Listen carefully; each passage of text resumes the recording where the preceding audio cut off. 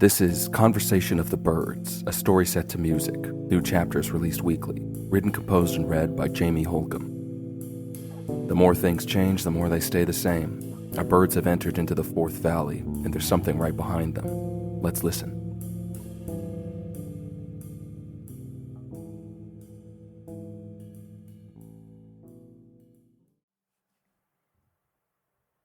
Among the birds who had joined the flock in the jungle, there were 3 kingfishers: the blue-jacketed river, the green-breasted white and brown tree, and the sunset-colored dwarf.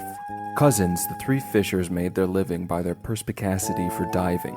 A flash of silver fish or flashing beetleback or lightning bug bulb, the slightest glint was enough to trigger the fisher's diving instinct.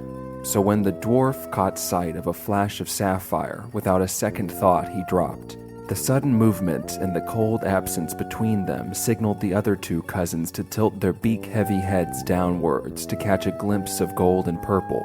In an instant, all 3 kingfishers had broken the cloud cover, tree and river following doggishly by impulse after their golden cousin as he fell on the hummingbird. The 4 birds tumbled into a rainbow glob. Lush, dark grasses surrounded them, and the gray body of clouds overhead cast the valley into a false night. The great northern mountains loomed to the right of the hummingbird as he shook himself free of the fishers and took in his surroundings. Before he could tear into those aggravating divers, there before the mountains, he saw the soft blush of the dove. Flailing, half flying, half hopping, the hummingbird buzzed and popped through the long grass to stand beside the dove. Dusting themselves off, the kingfishers contemplated the distraught hummingbird. "So what's happened then?" called the tall tree fisher. He looked down to his cousins circled around him. "Quite the dive, eh?" The blue river fisher looked over his shoulder along his iron beak pointed at the sapphire back of the hummingbird. "Trouble," he said. Then, looking down at himself, he added, "Could have used some water to stick the landing." He spread his cerulean wings to flap free the droplets of cloud moisture he'd picked up, and he tilted back his beak-heavy head to get a good stretch. Beside him, the dwarf also turned his little orange beak to point at the hummingbird, and he called, "Can we help you?" But the hummingbird couldn't hear them. "Can you move?" he said to the dove laying in the grass. She turned her head to look up at him. "The wind," she said, and she hung her head and closed her eyes. It was so beautiful up there. She struggled to push herself upright. Before the hummingbird could call to them, the 3 fishers had assembled around the pink heap, and all together, tree, river, dwarf, and the hummingbird helped the dove to stand. She flapped a wing and cried out. "Broken," said River. He cocked his head, betraying his corvid ancestry as he scanned the dove's brittle wing for whatever irregularity lay behind her pain, and he nudged his iron beak under the right wing of the dove. She winced, but with the fisher lifting her, all the birds could now see the torn bent feathers and the odd, awful angle of the bone framing that once perfect appendage. "Get me a stick," said River, "and grass, lots of grass." His cousins needed no further prompting. In an instant, Tree returned with a twig the length of the dove's wing. Dwarf lay down a bundle of long grass stems, and with his beak free, he turned to the hummingbird and said, "Let's strip these thin. He's making a bandage." So the birds worked together. The little ones peeled the grass into semi-strong string, while Tree held the stick braced against the dove's outstretched wing, and the kingfisher, River, set himself to lashing that grass around the bone and wood. "This'll only hurt once," said River, and he snapped his sword-like beak around the dove's wing and pulled. While far below and back a ways, those birds who'd fallen and dived into the valley were busy tending to the broken dove, the flock was still wedging its way through that quickly thinning atmosphere above the clouds. "I see a peak," the hoopoe said, and the ibis at his side issued a solemn nod. Even this far ahead of the back of the pack, the birds in the lead could still hear the first squawk of the geese. The ibis and the hoopoe turned to catch a sharp blast to their faces. Tumbling, the hoopoe fought to catch a wing. He flapped himself stable, and he looked up at the flock now above him. A black thing darted through the birds. Blood rained on the hoopoe. Birds plummeted past him. "Down," the hoopoe stammered. He was still trying to make out what it was that was cutting apart his flock. Louder, faintly, he cried, "Down!" Many birds dove. Even more fell, like when the Creator had first dreamed of beasts and they tumbled out of his cloudy thoughts to the earth, or so a certain animal legend says. The flock fell apart before the Hoopa's eyes, and he realized that the drops of blood clouding his vision were his own. His face had been cut and his brow burned. He took a final look at that black bullet, and it was still moving like lightning, too fast to fix in his view. The Hoopa spun and dove, determined to find his flock in the valley below the clouds. Carnage lay in wait for him. Blood and feathers colored the rocky earth here at the foot of the colossal mountain. Fallen birds lay everywhere, moaning and calling their last twitters of distress.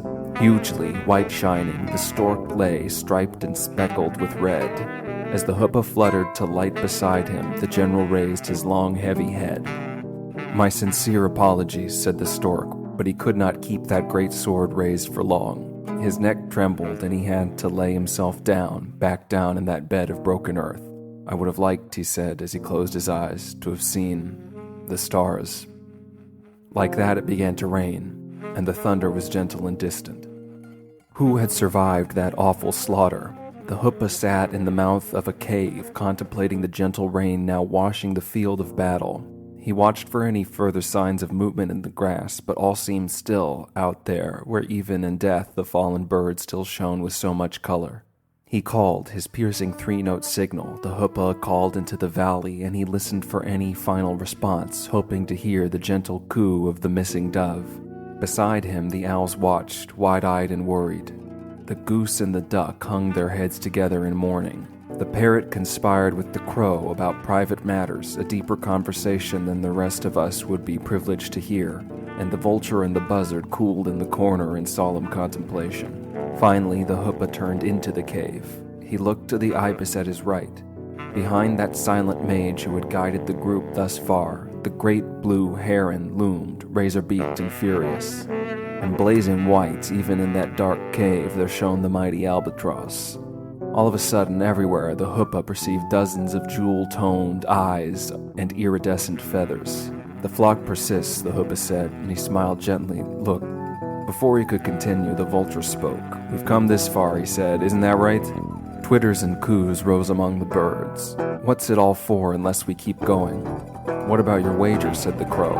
"I'll come back and eat him once we're through," said the vulture, and he barked 3 fat laughs. The owls and some other night birds chuckled awkwardly in response. "Their lies have meaning because of the quest," said the vulture. All of the birds, whether or not they voiced their feelings in the cacophony of calls, in every breast they felt these words to be true. "So, where to next?" said the vulture to the Hoopa. That pink leader turned to his sagacious pathfinder, the ibis, and that silent bird tipped his beak towards the interior of the cave. "Where else?" said the Hoopa with a hearty laugh, and all the birds roared in response. "For the birds," cried the Hoopa. "For the birds," echoed the flock, and the Hoopa led them in a chorus of cheers. "Now, for God's sake," said the Hoopa, "let's find something to eat. We'll rest here for the night." He looked back over his shoulder at that miserable field, and when he returned his sight to the cave, all he could see was the glowing albatross.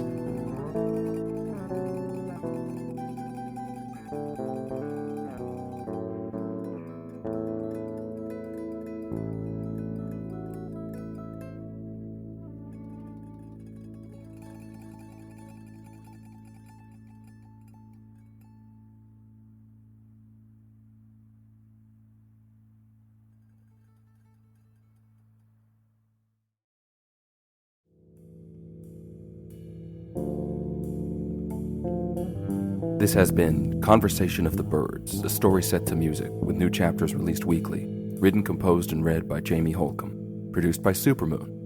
Join us next week for our next installment. If you'd like to check out more from Supermoon, visit us on TikTok or at our website, gosupermoon.com. That's GOSUPERMOON.com.